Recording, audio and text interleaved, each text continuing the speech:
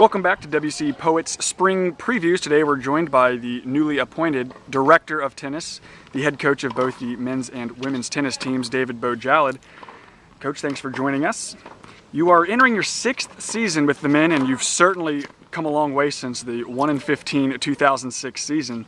So what are the expectations for this year's men? Good question, Travis.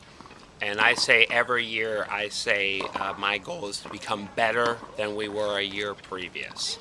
And not always is that measured quantitatively with win-losses, because every year our schedule varies, but we're bringing in new guys and we're stronger every year. So I just say let's be better than we were a year before. But I think this team has the potential, the guys, to crack top 25 in the nation. So from a goal of that sort, then yes, top 25 in the nation is our goal.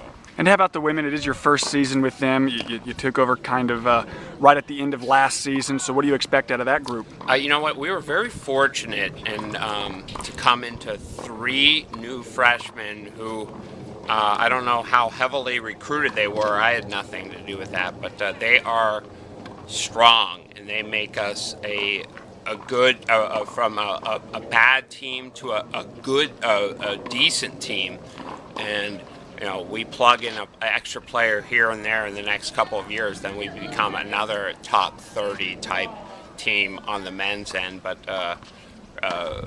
relatively, the women are strong, top 1 through 6, and so I think that we can do some damage on that end as well. Let's focus on the men a little bit and taking a look at your schedule.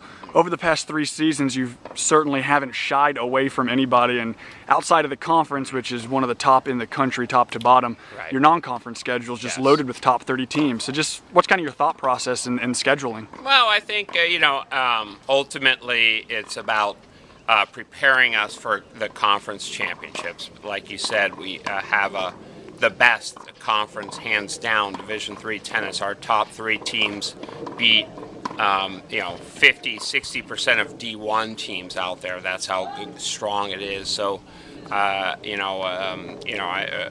think that the best thing for us is not to worry about win-losses, not to pad our schedule, but to prepare us for those tough matches that we'll have. And this year, I think to achieve top 30 or top 25 in the nation, if we beat 1 or 2 of those teams, then that puts us there. So, well, on that men's team, you return 8 players, and they include your top 2 guys from last year, Patricio Correja, Julian Stenovaratny, and also Frank Sun, who quietly has really established himself. His career record's 26-11 as an individual.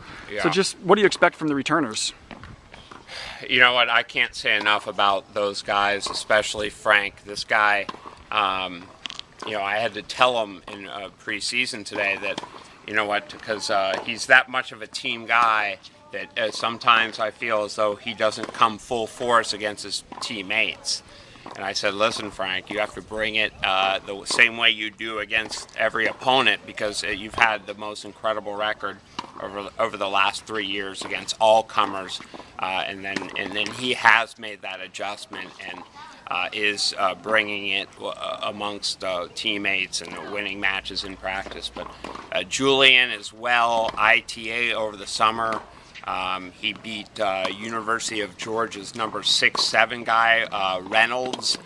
University of Georgia is a perennial D1 title contender, and he beat a Ball State kid as well.